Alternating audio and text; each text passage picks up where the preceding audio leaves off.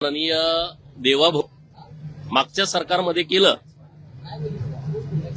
त्यातूनच औरंगाबादचं छत्रपती संभाजीनगर, उस्मानाबादचं धाराशिव, अहमदनगरचं अहिल्यानगर आणि छत्री निजामपूर जी रायगड भूमी आहे या ग्रामपंचायतचं नाव छत्री निजामपूर होतं, ते रायगडवाडी केलं. देशाच्या विरोधामध्ये, धर्माच्या विरोधामध्ये ज्यांनी इंग्रजांनी बांधला होता, 130 वर्षापूर्वी या पुलाचं बांधकाम झालं होतं. त्या पुलाचं आयुष्य पण संपलं होतं, परंतु या पुलाला मेजर जनरल जॉन बेलासिस असं नाव होतं.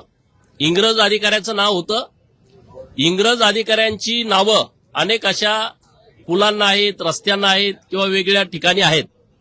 तर आज माननीय मुख्यमंत्री देवाभाऊ यांच्या नेतृत्वामध्ये, माननीय एकनाथ शिंदे साहेबांच्या उपस्थितीत आणि पालकमंत्री माननीय मंगलप्रभात लोढा यांच्या प्रयत्नाने मुंबई महानगरपालिकेच्या मालकीचा जो पूल आहे त्या पुलाचं आज लोकार्पण झालं. 150 कोटी रुपयाचा नवीन पूल बांधलाय. आणि आनंदाची बाब ही आहे की या इंग्रज अधिकाऱ्याचं नाव बदलून पुण्यश्लोक अहिल्यादेवी उड्डाण पूल असं या पुलाचं नामकरण केलेलं आहे.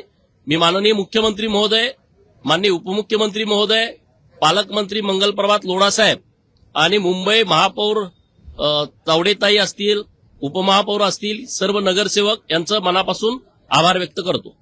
तर बघा, आतापर्यंत मी अशा लव्ह जिहादच्या अनेक प्रकरणामध्ये मी या बाबतीत मुलींना भेटण्याचा प्रयत्न केला, त्यांच्या आईवडिलांना भेटण्याचा प्रयत्न केला. तर या मुलींचा ब्रेनवॉश केलेला असतोय, त्यांना काहीतरी दबाव टाकलेला असतोय. त्या मुलींना विश्वासात घेऊन त्यांचे वेगवेगळे फोटो काढणे, वेगवेगळे व्हिडिओ काढणे, त्याचा दबाव टाकणं, असे वेगवेगळे प्रयोग केले जातात. या मुलीच्या बाबतीमध्ये पण तेच घडलं. आम्ही सातत्यानं सांगत होतो की या मुलीवरती काहीतरी दबाव आहे आणि मुलीने पण स्टेटमेंट दिलं होतं की 9 वर्षापासून माझी मैत्री आहे. म्हणजे 21 वय आता त्या मुलीचं आहे. 9 वर्ष जर मागे गेलं तर ती 12 वर्षाची होती. म्हणजे अल्पवयीन मुलींना सुद्धा ही लोक टार्गेट करतायत. त्यांच्या अज्ञानपणाचा, म्हणजे 12-13 वर्ष वय म्हणजे त्यांना एवढं काय संज्ञानपण नाही आहे, त्यांच्याकडे एवढं नॉलेज नसतंय आणि त्याचा गैरफायदा घेणं आणि यांना जाळ्यात ओढणं असा प्रकार होतोय. मुलीनं काल कोर्टासमोर भूमिका मांडली की मला आईकडे आणि मामाकडे जायचं आहे. हे खरं तर कौतुकास्पद आहे. पण हे पुणे ग्रामीण पोलीस जे आहेत त्यांचं मनापासून आम्ही आभार व्यक्त करतो. हिंदुत्ववादी संघटनांचे कार्यकर्ते आहेत, ज्यांनी गेले 10-12 दिवस या प्रकरणासाठी वेळ दिला, मेहनत घेतली, त्या सर्वांचं मनापासून आभार व्यक्त करतो. आणि जे आई वडील आहेत मुलींचे महाराष्ट्रातील, त्यांना एवढीच विनंती आहे की आपण या सगळ्याबाबत जागरूक राहणं आवश्यक आहे. आपल्या मुलीची फसवणूक होऊ नये, तिच्यावर अन्याय अत्याचार होऊ नये याची आपण काळजी घेणं आवश्यक आहे. आहेत प्रकार आहेत. इंदापूर तालुक्यातच आणखी 4 प्रकार असे आमच्या कानावरती आलेले आहेत. तर आम्ही त्यांच्या आई वडिलांना समजावून सांगण्याचा प्रयत्न करतोय. आटपाडी तालुक्यामध्ये मागच्या 2-3 दिवसापूर्वीच एक प्रकरण माझ्या कानावरती असं आलंय, तर त्यांच्या आई वडिलांना पण आम्ही सांगण्याचा प्रयत्न करतोय. आमचा सातत्यानं प्रयत्न सुरू आहे. परंतु मुलींनी सुद्धा याबाबत अत्यंत जागरूक राहण्याची आवश्यकता आहे आणि त्यांची फसवणूक होऊ नये, त्यांना त्रास होऊ नये, इतकीच आमची भावना आहे. मुळामध्ये भारतीय जनता पार्टी ही कार्यकर्त्यांची पार्टी आहे आणि हे नुसतं बोलण्यातून नाही, हे कृतीतून सातत्यानं सिद्ध होतं. 1998 पासूनचा जर इतिहास बघितला तर काँग्रेसच्या अध्यक्षा सोनिया गांधीच होत्या. मागच्या 2-3 वर्षापर्यंत राष्ट्रीय अध्यक्षच बदलला नव्हता. तेव्हा भारतीय जनता पार्टीची तुम्ही यादी आम्ही सांगू शकतो, इतके राष्ट्रीय अध्यक्ष बदलले गेले. या देशामध्ये ज्या प्रादेशिक पार्ट्या आहेत, समजा शिवसेना बाळासाहेबांची, म्हणजे आता उद्धव साहेबांची आहे, बाळासाहेब अध्यक्ष होते, आता त्यांचे चिरंजीव आहेत. पवारांची राष्ट्रवादी आता त्यांच्या परत घरामध्ये आहे. तिकडं मुलायम सिंगाची पार्टी त्यांच्या मुलाच्या ताब्यात आहे. लालू प्रसादाची पार्टी त्यांच्या मुलाच्या ताब्यामध्ये आहे. काल परवा नवीन अरविंद केजरीवाल आलेले आहेत, ती त्यांच्याच ताब्यात पार्टी आहे. उद्या त्यांचं कोणतरी नातेवाईक त्यामध्ये येईल. ममता बॅनर्जी, त्यांचा भाचा, आता तो पार्टी चालवू पाहतोय. जयललिताचा पण नातेवाईक, त्यांनी ती पार्टी ताब्यात घेतलेली आहे. आता समजा कर्नाटकातले देवेगौड आहेत, त्यांचे चिरंजीव कुमारस्वामी, ते आता पार्टी चालवत आहेत. ह्या ज्या पार्ट्या आहेत ते घराणेशाहीवरती चाललेल्या पार्ट्या आहेत आणि लोकशाही फक्त भाषणामध्ये ही सगळी लोक घेतात. परंतु भाजपमध्ये हे सामान्य कार्यकर्त्यातून राष्ट्रीय अध्यक्ष, सामान्य कार्यकर्त्यातून प्रदेशाध्यक्ष आणि त्याचाच भाग म्हणून माझ्यासारखा एक सामान्य कार्यकर्ता की ज्याला शिफारसही कुणी करणारा माणूस नाही. अशा कार्यकर्त्याला उपाध्यक्ष म्हणून काम करण्याची संधी दिली आहे, तर मी पार्टीचं मनापासून आभार व्यक्त करेन. पार्टीचा विचार लोकांच्यापर्यंत पोहोचवणं, केंद्र सरकार आणि राज्य सरकारच्या योजना पोहोचवणं, यासाठी पुढचा वेळ आम्ही देईन. खरं तर अजितदादांचं अत्यंत दुर्दैवी निधन झालंय. महाराष्ट्रातली सगळीच लोक याबाबत शोककळेमध्ये आहेत.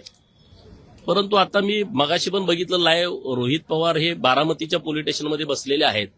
खरं तर त्यांनी पोलीस स्टेशनमध्ये जाण्याची आवश्यकता नाही. इथं महासंचालक मुंबईमध्ये बसलेले आहेत, त्यांना भेटावं, त्यांच्याशी चर्चा करावं. त्यांना काय डाऊट्स आहेत ते त्यांनी त्याबाबत सांगितले पाहिजेत. आणि त्यांची जी भूमिका असेल, ह्या पोलीस स्टेशनला जावा, ह्या दुसऱ्या पोलीस स्टेशनला जावा, हे काय योग्य असं मला वाटत नाही. परंतु त्याच्यावरती मी काय बोलणं उचित नाही. परंतु त्यांनी इथं आता ते स्वतः आमदार आहेत, इथं महासंचालकांना जरी भेटलं तरी त्यांना त्याचं उत्तर मिळू शकतं.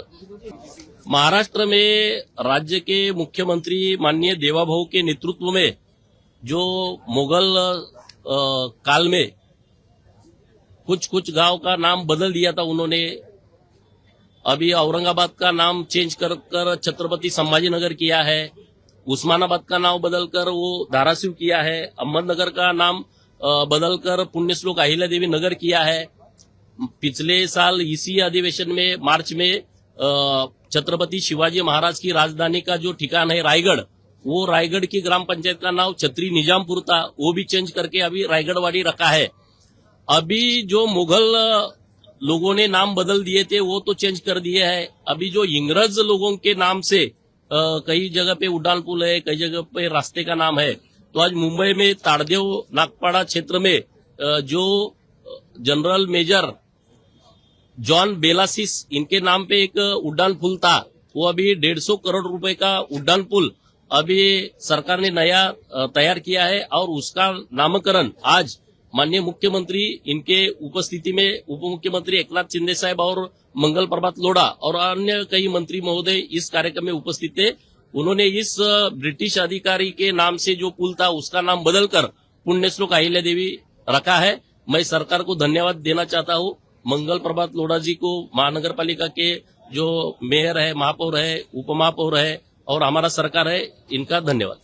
मालेगांव के लोगों को ये पता नहीं है, नमाज तो मस्जिद में पढ़ना चाहिए. वो तो अभी महानगर पालिका को मस्जिद समझ रखे है और इसलिए उधर वो नमाज पढ़ रहे हैं. तो अभी इनके ऊपर आप कह रहे हैं एफआईआर हो गया है, तो ये अच्छी बात है. ये तो नमाज पढ़ने का तो जगह नहीं है ना.